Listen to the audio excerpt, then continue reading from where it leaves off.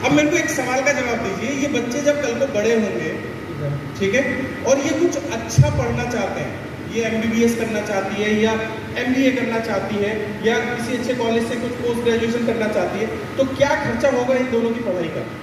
पैंतीस मेरा भाई खुद MBA कर रहा है।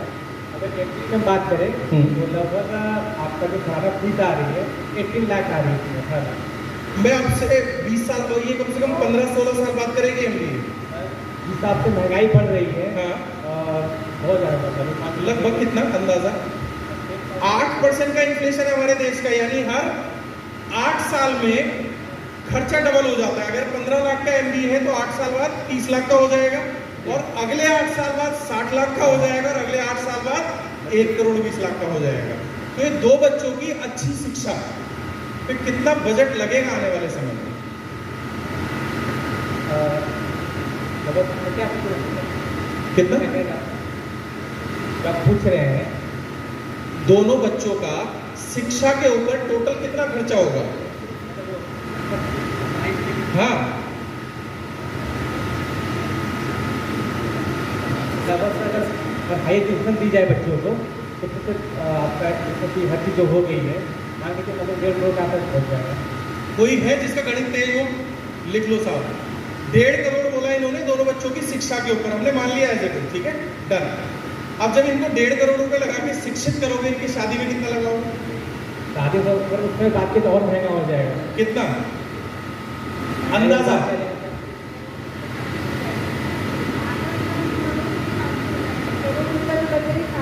बिल्कुल हो जाएगी। इन दोनों बच्चों की शादी के लिए कितना पैसा चाहिए होगा? करते कम ही होते हैं। और एक टारगेट तो रखा जाता है दिमाग में।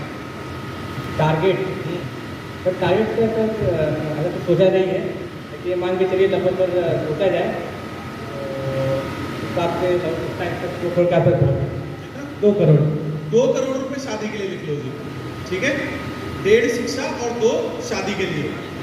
अब एक बात बताओ, आप में से कितने लोगों ने बागवान देखी है? चश्मा ठीक करवाने के भी पैसे लगते हैं, नहीं है ना? और एक राजेश खन्ना की थी, कौन सी थी वो, उपकार या कौन सी, है ना? भगवान करे बच्चे अच्छे निकले, लेकिन अगर नहीं है तो एक वर्ड होता है पेंशन प्लान, ठीक है, इसे रिटायरमेंट प्लान करना कहते हैं।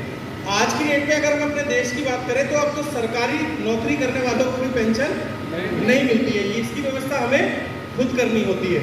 और आज अगर आप पोस्ट ऑफिस से पेंशन लेंगे या स्टेट बैंक से पेंशन लेंगे तो 1 करोड़ रुपए अगर आप उन्हें देंगे तो वो आपको 65,000 रुपये महीना दे देंगे। ऐसा ही है साहब? आपकी एज कितनी है? 29, यानी 30 साल के बाद आपको पर मंथ खर्चे के लिए कितने पैसे चाहिए? अब से 30 साल बाद जब आपकी उम्र 60 साल होगी तो हर महीने आपको कितना पैसा खर्चे के लिए चाहिए?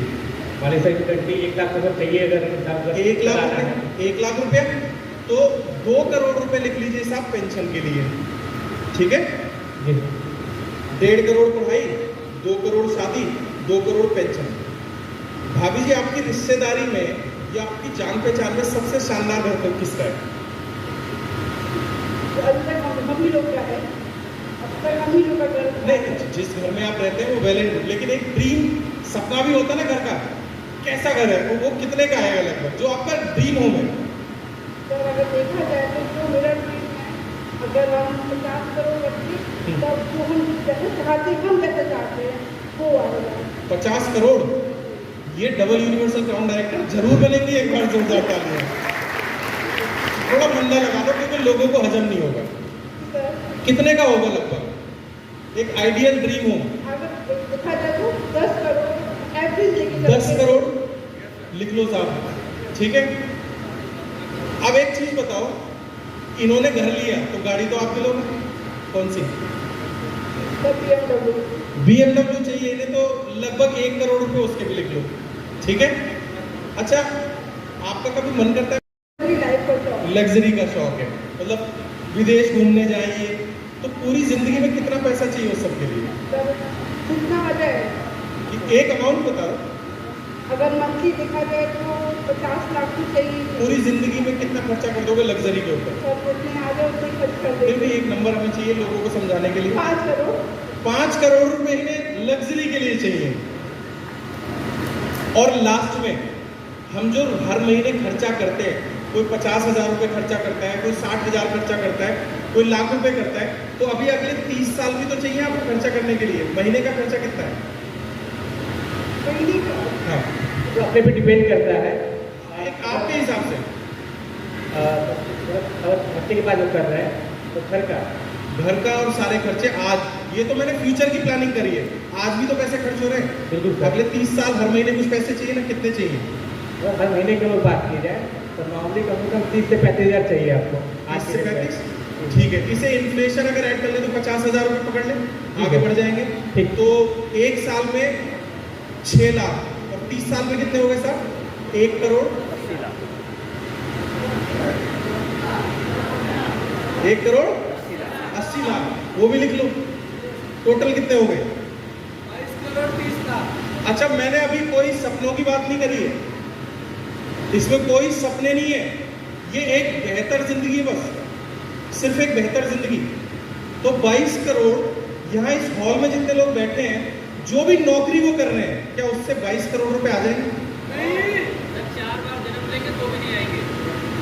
पीछे के लोग, आप जो भी नौकरी कर रहे हो या जिस नौकरी की तैयारी कर रहे हो, बहुत सारे लोग प्रिपरेशन कर रहे हैं एग्जाम क्रैक करने की, तो जितने भी लोग नौकरी कर रहे हैं, नौकरी की तैयारी कर रहे हैं, ईमानदारी से बताओ 22 करोड़ रुपए आ जाएंगे हमारे पास अगले 30 साल में? यानी इस जन्म में हमें बेहतर जिंदगी नहीं जी सकते। और जब हमें पता लग जाता है ना कि इस जन्म में हम बेहतर जिंदगी नहीं जिएंगे, तो ये जिंदगी नीरस बन जाती है। क्या बन जाती है? नीरस। ये एक फॉर्मेलिटी बन जाती है और हमारे चेहरे पे खुशी कभी ढंग से आ ही नहीं पाती।